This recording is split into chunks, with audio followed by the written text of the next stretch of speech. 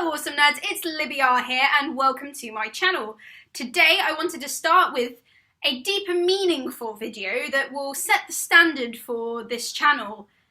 Yeah, no, I'm only kidding. As you can probably tell from the title, this video is going to take us on a journey through the depths of the fandoms and fangirlness, as today I'm going to be talking to you about what being a fangirl has taught me.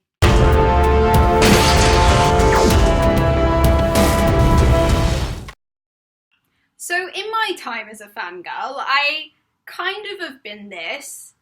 I've sometimes been this, and occasionally and embarrassingly, I've been this.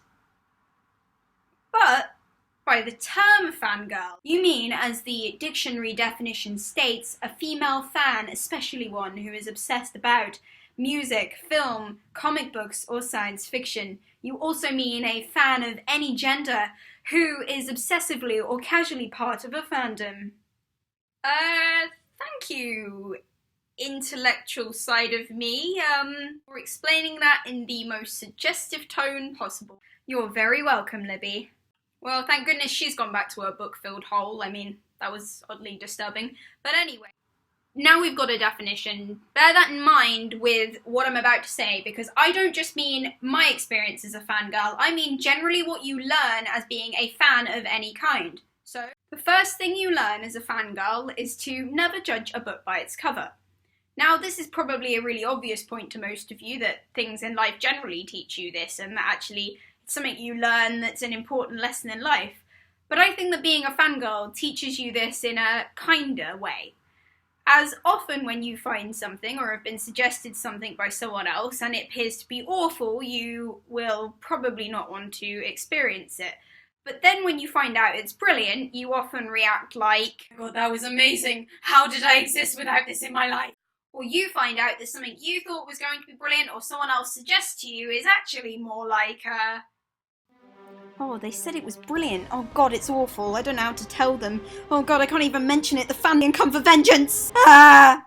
I think then when you realize that actually it's either better or worse than you first thought, you often kind of feel like you've learned something about the world, as you've kind of realized that when you've judged the thing just straight on what it seems on the surface or what your first opinion was, you were completely wrong. Something you get used to in fandoms, as often you find out that you were wrong about something and you have to accept that.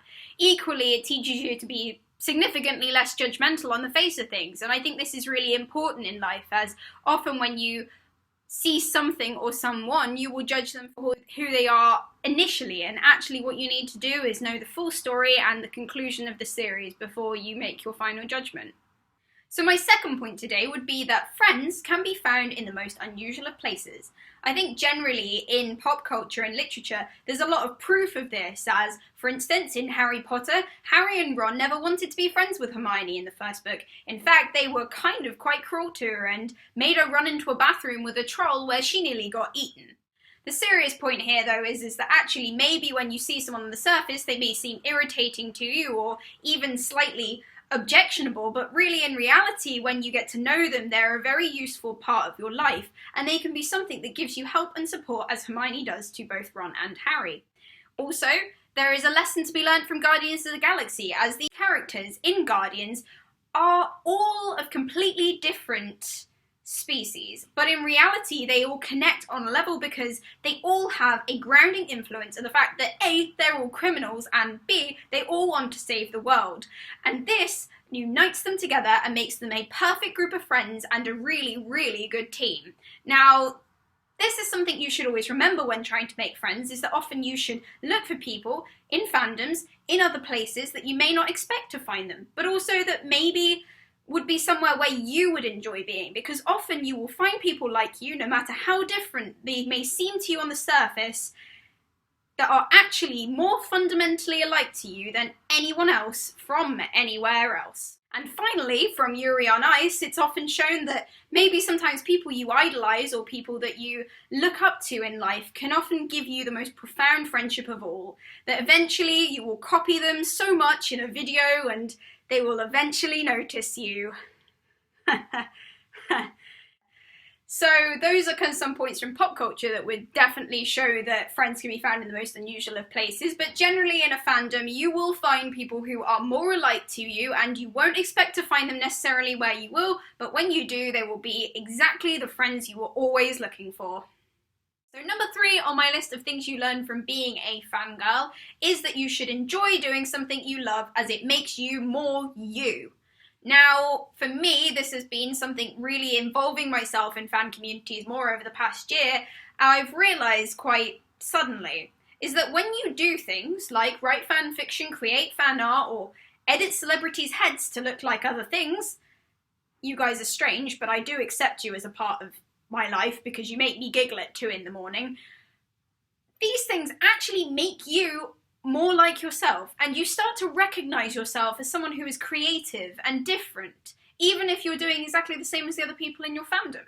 Now, this is a strange, almost paradoxical thing, as often you look at things and you really want to be good at them, but you never really have the way of expressing them. And I think fandom is an amazing platform to allow you to create things and have other people evaluate them and give you positive criticisms that will make you want to do it more. The actual truth of it is that when you go out there and you do something productive towards something you really have always wanted to do, like me making these YouTube videos and indeed me writing fan fiction, you kind of get to a point where you have actually realised something more profound about yourself, and actually you've realised a new talent you never knew you had. Number 4 on my list would have to be that sometimes the best things in life are the ones you have to wait for. So really with series, you often find that you have to wait for a very, very, very long time, hi Sherlock fandom, for anything else to be made. Now this can be books, this can be movies, this can be TV series, this can just generally be life. These fan crises, however, teach you a really important skill in life, which is patience.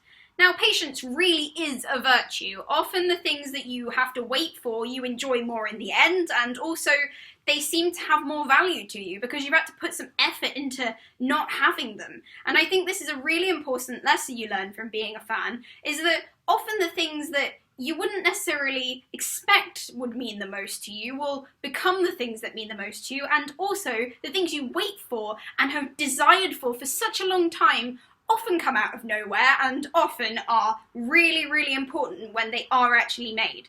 The most important thing by far that you will ever learn as a fangirl is never, ever attack people's ships or fandoms.